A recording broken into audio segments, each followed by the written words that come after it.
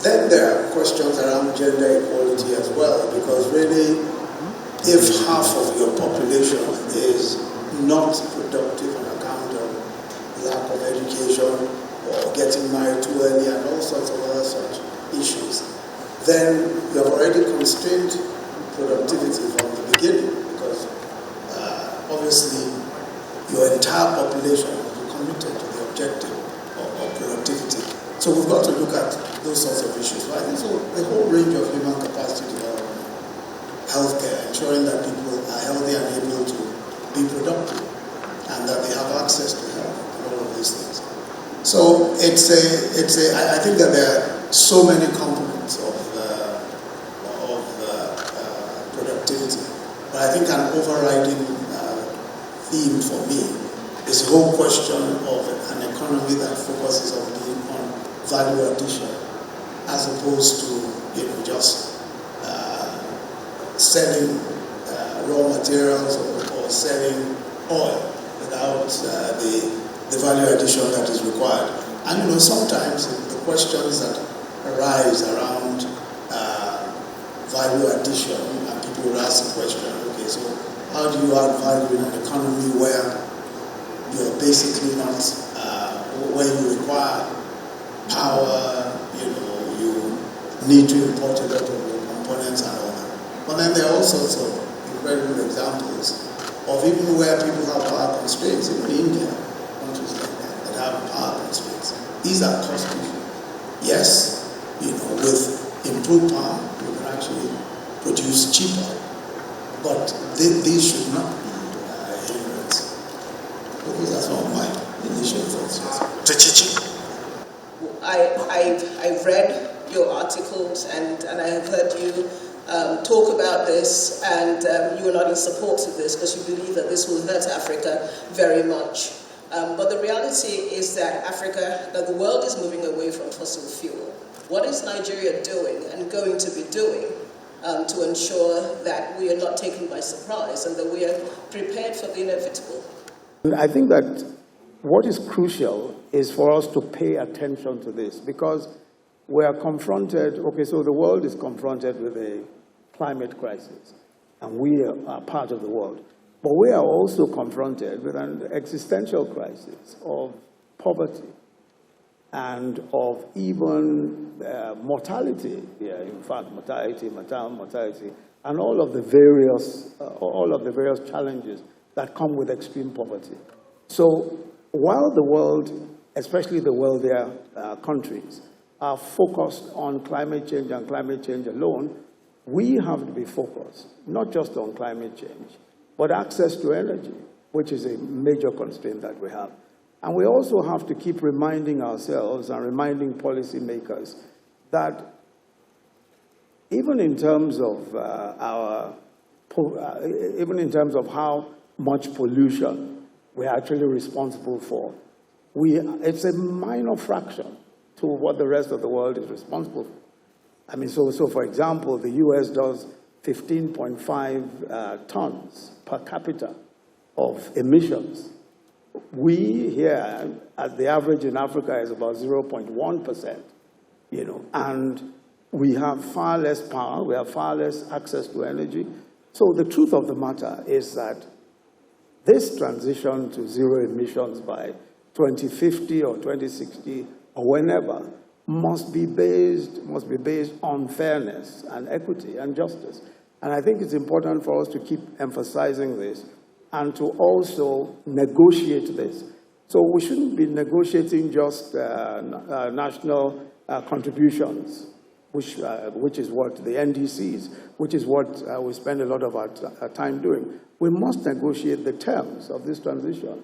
We must ensure that the $100 billion a year that the OECD countries promise as funds towards the transition for developing economies, that they are faithful to that promise. So I think that really it's time for a lot of hard bargaining, a lot of hard-nosed bargaining.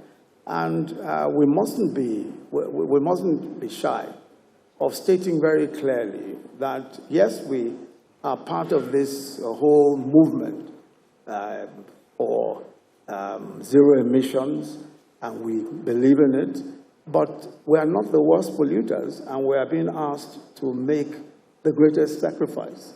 You know, and this is, if you look at it, today we experience severe manifestations of climate change, flooding in various parts of our country. But this climate change that we're experiencing, the manifestations of it were not caused by us. We didn't cause this, but we receive practically all of the problems associated with it. So I think it's important that there be fairness. It's important that there be justice. And we must simply be very hard-nosed about this. And of course, if we just reel back a year ago, somewhere in June or July, the federal government had also put aside 75 billion naira for investing in the youth.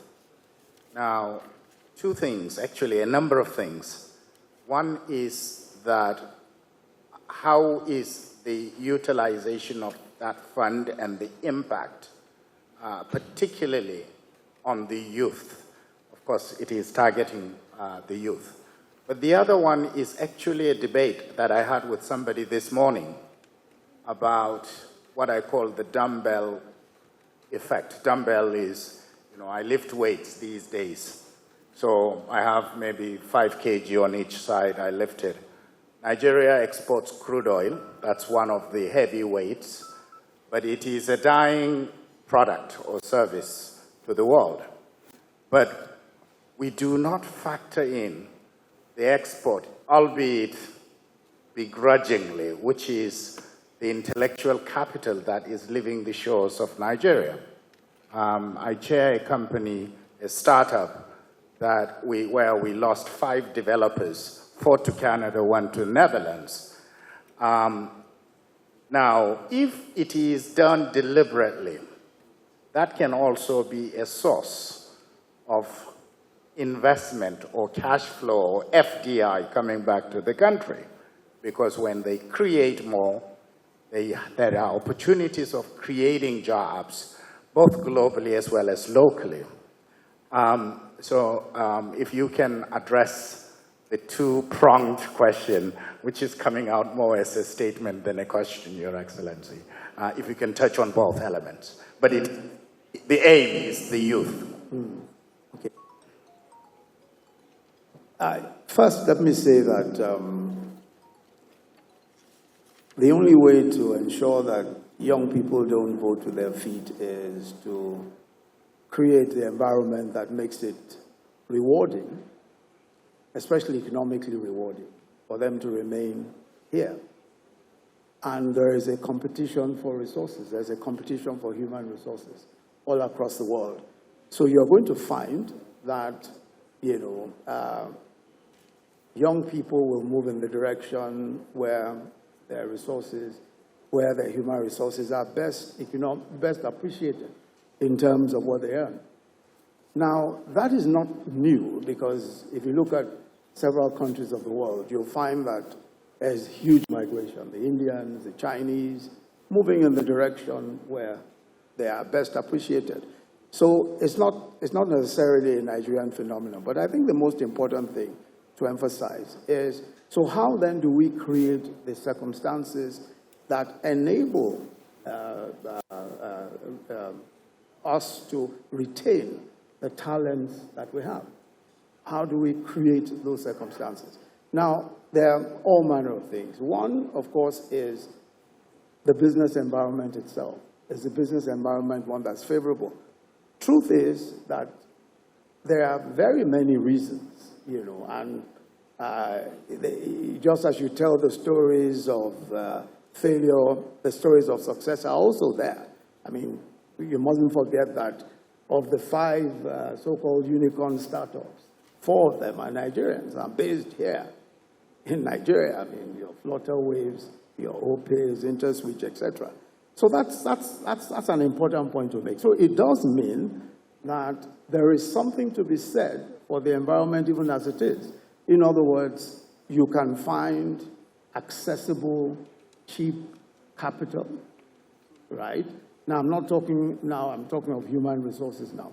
And then in terms of also funding. And today, funding comes from practically anywhere, right, which is helpful. So for me, I think that the most important thing is how do we create this environment? You've spoken about some of the funds that are available. So the youth fund is one, the 75 billion youth fund. There's also the IDICE fund, the investment and enterprise fund that is promoted now by the AFDB with Nigeria. And then the central bank also has a creativity fund. What we've tried to do is we have a creativity and advisory group, a technology creativity advisory group, which really tries to bring in, young entrepreneurs, innovators, etc., to define policy, to try and formulate policy with policymakers. And we've been reasonably successful because you'll find that, okay, so for fintech, there's a wide range of licenses that the CBN is now able to give. And a lot of that was on account of the advice from these young men and women in the advisory groups.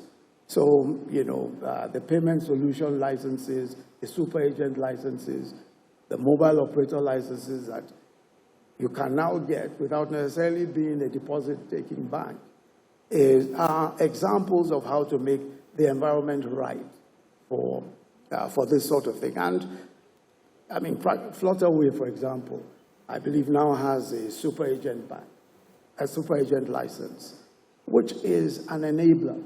You would go to other countries, and that's the honest truth. Several of the countries that have been held up as some sort of models, and you will not get the kind of licenses that we're talking about. You won't get that sort of slice of the pie. So I think that as we go forward, we must just really make it easy. And for the startups, a lot of these funds will be helpful. And one of the things that we've been talking about is how to formulate policy around access to capital, because there are several funds. If you aggregate the funds today, you are looking at almost $750 billion, right, in terms of naira, in terms of just funds that are available. But you hear the same complaints. We can't access this money. How do we get these funds?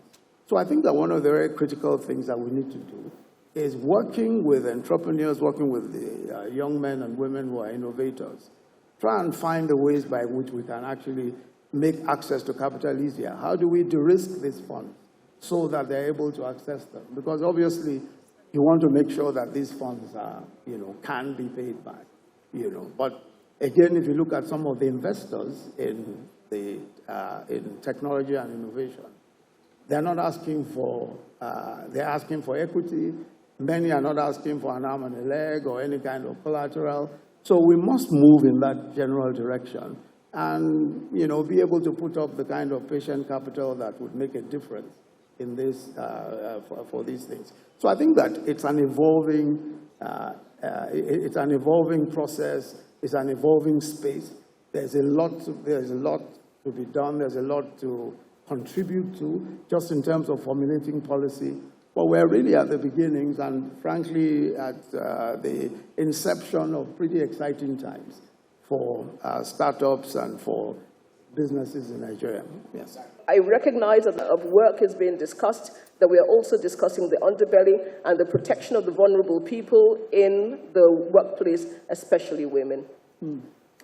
Okay, I think first, again, we must acknowledge that we don't even have an option with ensuring that women are as productive as they are able to, and they are, that they are treated equally in every way in terms of the human capital development, in terms of access to justice, in terms of access to benefits, because aside from everything else, it makes economic sense. It's absolutely the sensible thing to do.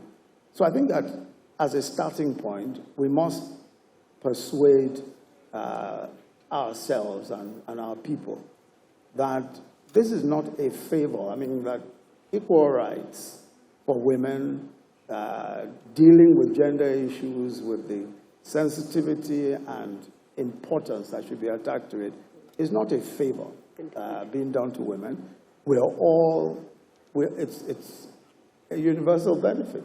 It benefits every one of us if we're able to do so. I think that mindset is crucial because, okay, so we have the laws. We have the violence against persons laws and all that.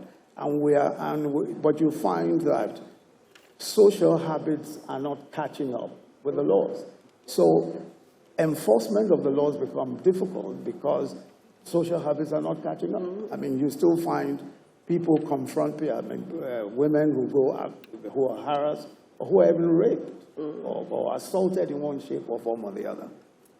Before law enforcement, of course, who are mostly male, the kinds of experiences that they go through are, at best, they are just humiliating in most cases.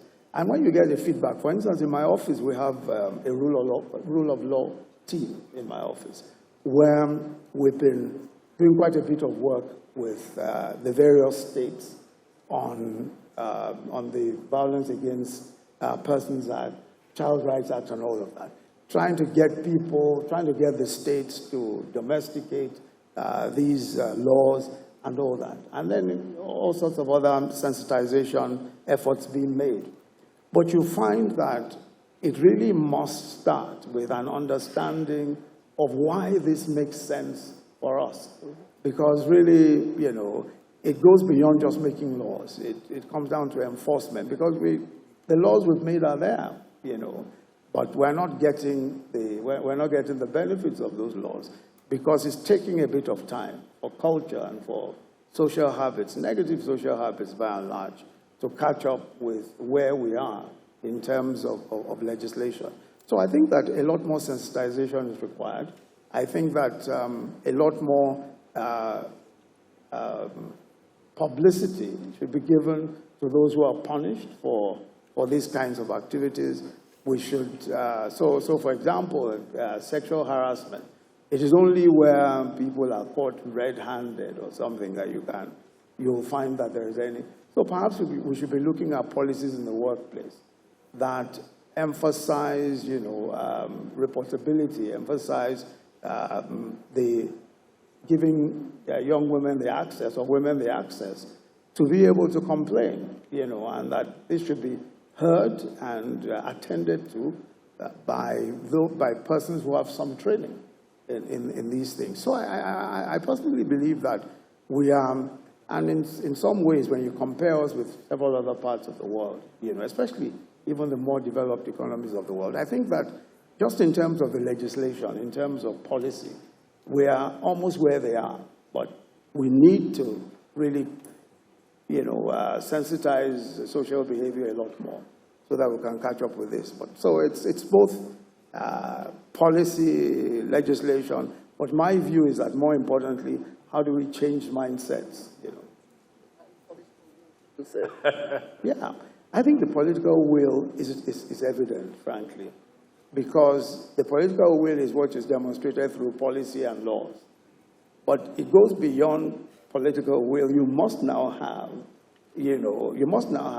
the capacity to change minds. So people who regard women as chattel, it goes beyond political will to change their minds about that. People who think that women are inferior, you've got to have, it's a mindset thing. You have the laws that say all of us are created equal. Then you have the laws against violence. Then you have, policy and all of that. But you still need that extra bit of sensitization to get people to the point. Yes. Yes.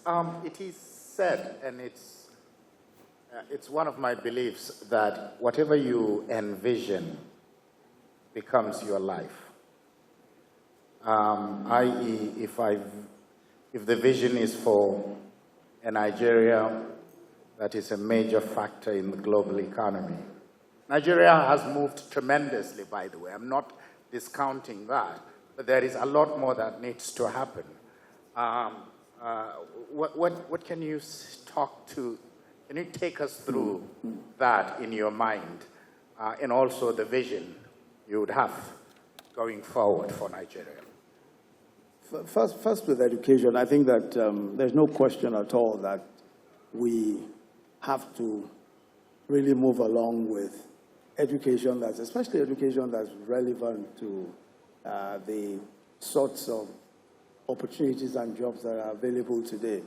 And so there's no question at all that we must emphasize, especially science, technology, engineering, and maths, the so-called STEM. And we say STEAM because we add the arts to it. So that's an area of emphasis for us. That's an area where, of course, the curriculum is being redeveloped in order to be able to accommodate that. But the truth is that even with the best curriculum, you obviously must have the sorts of teachers that you require to instruct in these areas. And even for teaching, a whole reorientation is required, even for teaching. So you're teaching people now, this is not learning by rote. You're teaching people collaboration, you're teaching people, critical inquiry skills, so you're teaching in a completely different way. So all of that is also factored into teacher training and the various models. And there are quite a few models that have been developed, quite a few models that have been experimented with already. But I think that, the major challenge is for us to be able to adopt this at the state level. But don't forget that basic education, primary education, and secondary are really the province of the states, as opposed to the federal government. The federal government does not handle primary education or secondary education. Yes, we do have a couple of unity schools, some unity schools, but these are really the business of the states. So in all that we're trying to do, so we're developing a STEM or STEAM in our case, curriculum and also teaching. And we need to really get these into the various states of the Federation. We have quite a few states at the level of the National Economic Council, which I have the privilege of chairing. One of the things that we try to do is to look at the whole human capital development space, so education and healthcare. And we have a whole dashboard where we're looking at, so how far has Zamfara gone? How far has Benue gone? How far has Ekiti gone, or Lagos, or for that matter, Imo or Anambra? How far have they gone, just in terms of educational development? So what the federal government tries to do essentially is to set the standards, and then support in whatever way that is possible. But it's a huge enterprise, this business of education. Clearly, it's a massive enterprise. And I think that, we're also finding a lot of entrepreneurial activity even around it, So we're finding a lot of educational type tech that is for, some of them are used in primary schools. I know that Borno State, for example, is adopting some of these edutech type models and all of that. Edo State is also adopting that in their Edo Best and all that. So I think that this is a huge enterprise, and we must just keep our focus on what we need to do, namely the curriculum and teacher training. Then the other questions around where our place will be in the fourth industrial revolution. My sense of that is that we have the best advantage, which is that we have young people. The majority of our population, over 60%, are under 25. They are creative, they're innovative, they're ready to go. What we really need to do, of course, as I've said earlier, is to see how we can support them, access to capital, training, etc. But the other good thing is that there's a lot of self-education that is involved in technology. And so we find that, people are training themselves in software development, in program writing, code writing, etc. And we're finding that they're able to do this at great, that they're able to do this with a lot of, with support. So I think that we're in a good place, quite frankly, but there's a lot that can be done. And I'm a strong believer in the fact that government's business must be to just take care of the macro issues, that ensure that we have, at least access to capital, access to good training and all that. And we tried that, we experimented with that quite a bit with our Empower program, where we gave tablets, such as the one I have here, to about 300,000 or so of these young people. And those tablets were loaded with material for entrepreneurial training, material for code writing, software, writing skills, etc., software development skills and all that. And, many of them were able to benefit. Others just wanted to, were extension workers, public health workers, etc. So they have the training material. So it's now possible for us to train millions of people. We have an open portal. You can go up to that open portal with your device, whether it's a phone or tablet or whatever. So I think the opportunities are huge for training and for getting many young people into that space. Wonderful. Dr. Chichi. Yes. Yes, Your Excellency. A while back, I read important things that, incentivize them to go to a country. And surprisingly, will it incentivize us to begin to invest in our healthcare, in our education, in order to meet international standards? Absolutely. I fully agree, that even not just for attracting investments, even for the standards of living of people who live here.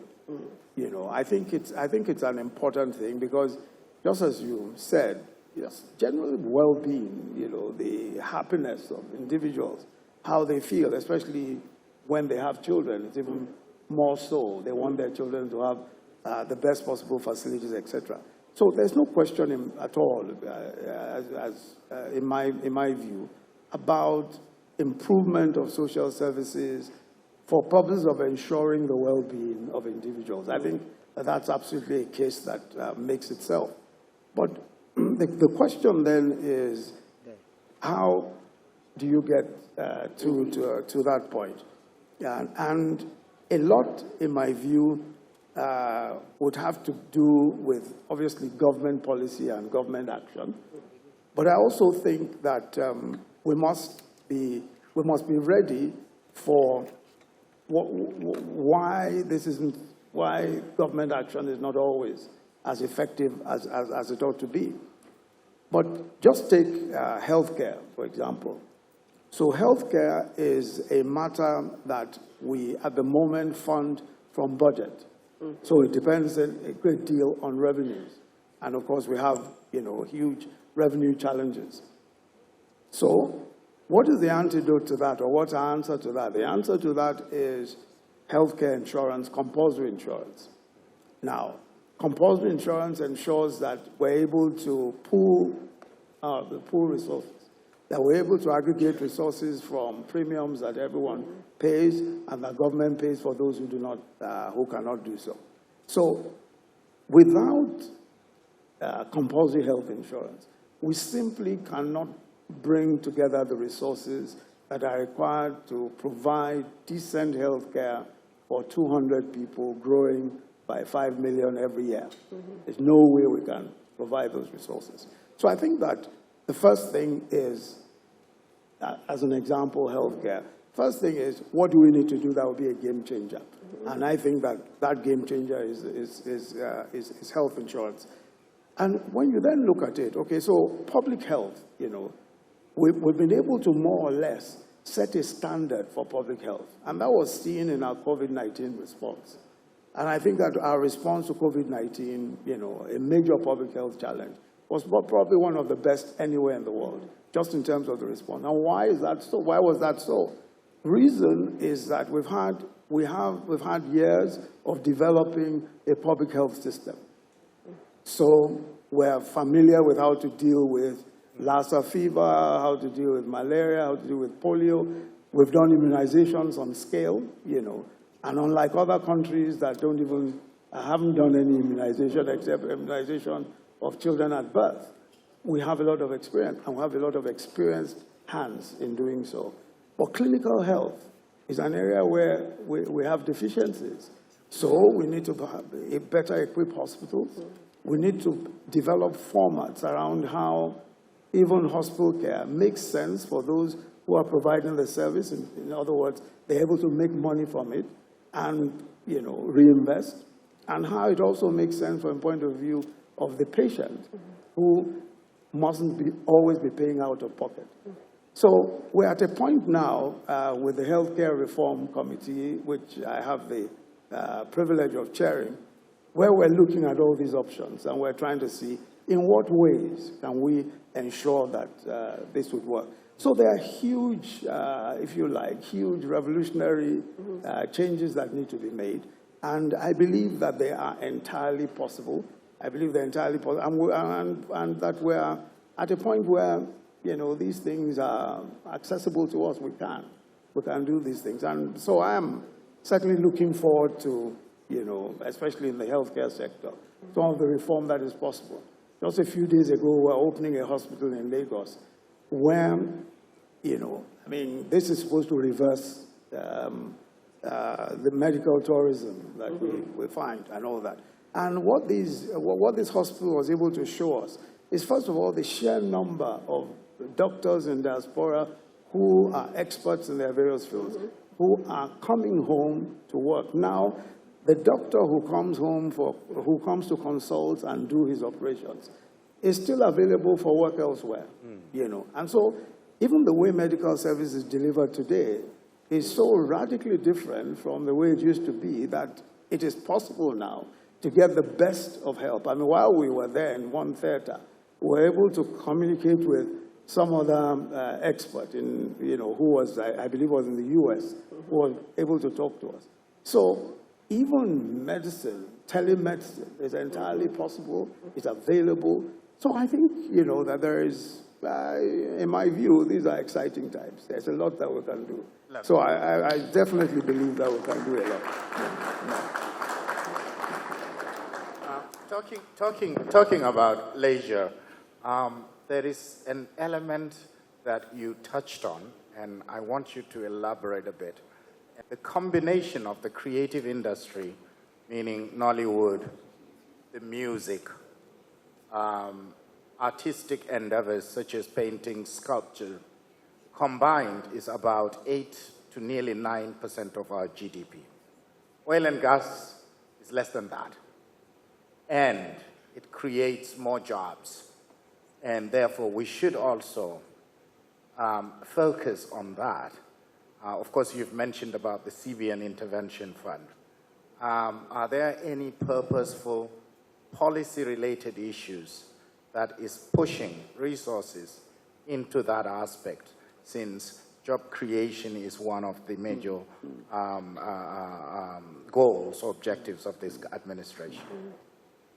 Yeah, I spoke earlier about the Technology and Creativity Advisory Group, and really the creativity aspect of it is that is the Nollywoods and the entertainment and that whole industry. And I think that, again, there's support in terms of funding. But what I've found is really that we're not able to, because entertainment, the infrastructure that's required, the ecosystem, the needs of that ecosystem are not this. So it's different, for instance, from an innovator who can say, this is my product, I'll need X amount of money to take it to market, and then we can all make money. So the actor requires infrastructure. It requires studios and, services like that, as opposed to necessarily money in their hands. So it's a slightly different model. And what we've been trying to do is to see how we can be more effective in getting resources that are the right type of resources for creativity. So, and there's a huge deficit in terms of infrastructure. Studios where people can record, dance studios, etc. places where people can record films and things like that. There's a huge deficit. And we think that with some of the funding that we're seeing, there's a major project that's going on around the National Theatre in Lagos, which is funded by the banks, by the CBN and our banks. And this is devoted entirely to creativity. So there will be we'll find that creating a hub of that sort, where you have studios, you have all sorts of facilities, will be helpful, But I think that this is a massive area. It's an area where we certainly need a lot more investment, a lot more government investment, and a lot more private sector investment. And people are beginning to see that this is, and thankfully is one of those areas that grew organically, right? So I mean, we just suddenly found almost that, well, here we have Nollywood, and then here we have all these incredible entertainers who are using social media in particular to get their messages across and get their art across. So I think that so long as government doesn't get in the way, because, again, too much government can become a hindrance. I think that once we're able to support in, creative and innovative ways, we should be able to do something in that area. Right. Okay. Dr. Chichi. Yeah, this is my last question, Your Excellency. We're finding that the idea that instead of seeing civil society as being partners in development, there is a tendency to see them more as being obtrusive and, and needing to be restructured or caged or whatever. I'm just wondering what your thoughts are around that, because if you look internationally, civil society organizations have a space internationally, and they're listened to, and sometimes even more than governments. And so being able to cultivate a civil society that is a partner to government is a good way to go. Let me just put it that way. But that does not seem to be the approach that we are seeing. The space is closing, and a lot of civil society, not just in Nigeria, but across Africa, civil society organizations are feeling a lot of pressure from government, whether it is through policies and laws or directly. And so my question is, what is your response to that, and how is the government going to support civil society in partnership to be able to improve the economy and everything else? Okay, first, I'm probably not the best person to ask, because I also have, as you know, a civil society background. Mm-hmm. So I completely sympathize with how civil society is perceived as irritants and as dangerous people getting funding from abroad to be subversive and all sorts of such characterizations. But I think that the truth is that civil society is relevant because we have no choice. It's absolutely relevant because, so here you have a space. So you have the public space, you have the private space. But there are people who must do stuff that is not for profit and that benefits society. Mm-hmm. And that space must grow. We have absolutely no choice with that space, because when you look at it, even if you look at the activities of civil society, because it's a wide spectrum, of course. Look at northeast, the northeast where you have conflicts. You have a plethora of civil society groups working every day in those spaces, places where no one else will go, or at least nobody else. Even if you paid them, they wouldn't go there. So these are active people in these spaces. I think where you may have tensions is civil society groups in the areas of civil and political rights, human rights, and all of that, which are areas of natural tension with government, And I'm not so sure that the time will come when you will not experience those tensions. I think that those tensions are because here you have government has a monopoly of force. Right? Then you have these other guys who, are saying that we want to hold you to account. The honest truth is that nobody really wants to be held to account, right? That's the honest truth. If you can avoid being held to account, nobody would. So, but I think that what must happen is that civil society groups must press their claim to what it is that they're entitled to. I mean, we had civil society groups even in the military. Under the military, we had Civil Liberties Organization, we had Integrity, we had quite a few organizations that simply said, we are going to insist on the rights of people, we are going to insist on political rights or civil rights and all of that. So I think that civil society groups must also understand that these tensions are going to be there, but they must, and in the democratic space, it's easier. It's much easier. So they must, as it were, be bold and be assertive and work as much as possible. And I also think that sometimes, it's possible to work with governments, and we do quite a bit of work, by the way. I mean, for instance, in practically all of the work we do on gender issues and all of that, it's in collaboration with civil society. All the work we did, the Social Investment Fund that Miriam Huiz was working on, this is a huge, massive thing, was all with civil society. In fact, we invited civil society to audit the process. About 5, 6 different civil society groups audited the process and published a report. So I think, it works. But my sense of it is that we must, we will always have those tensions, and those in civil society must also, find out, we just got to be ready to keep engaging government. But frankly, I don't know that there will ever come a time when government will say, I'm very happy that you want to find out some misdeeds and I'll willingly submit. I doubt that day will come. I really doubt that day will come. Thanks. Going forward, what you have for not only the private sector, but also the power of collaboration between the private and public sector, Your Excellency. Yes. Thank you. I think, first, I think the primary thing for me is hope.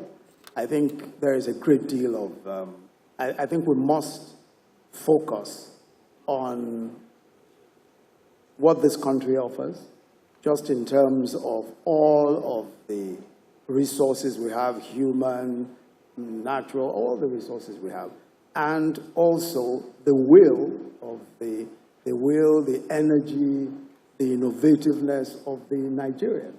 I think that this sort of country, a country with all that we have, simply cannot fail. And it is only a matter of getting things right, getting a few things right, moving a few things around, and we'll be well on our way to the kind of progress that we ought to experience as a country. And quite frankly, I do not believe that that is necessarily a difficult thing. Politics, governance, and all of that can get in the way sometimes of development and of progress. So you're trying to achieve certain objectives, but there are all manner of hindrances, difficulties, etc. But at the same time, I think that we're learning. I think that we're getting better at being able to deliver. For example, we all recognize that for us, it's not policy. It's implementing, it's getting things done. So we're looking at what is the fastest way of moving from point A to point B in terms of policy. We recognize, for example, that look at issues of corruption, right?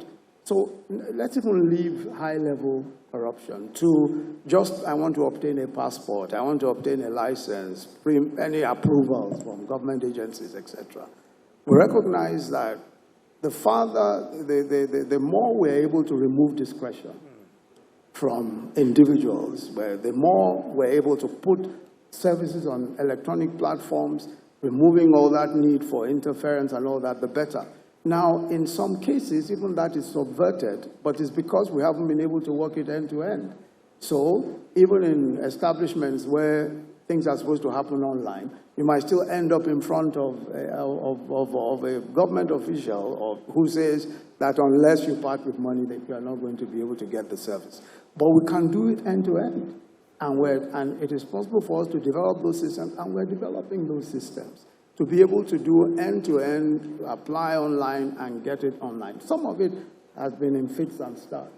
For example, when we started under the ease of doing business, our visa on arrival, yes, we were able to achieve a good measure of momentum, but there are constraints, there are problems. But we now know how to move from point A to point B. And I believe very strongly that all of the great ideas that we have, the young people waiting to unleash simply all their energy and their resourcefulness on the world, I think all of those are just waiting to happen. And I believe very strongly that this country, affords us the opportunity, it affords us the space to be able to achieve great things. So for me, I think we should just keep our focus and just focus on hope, and especially the private sector. I believe that the private sector in Nigeria, I mean, there's no, just in terms of resilience, coping with stuff, I think we've done very, very well. I think private sector has done very well indeed.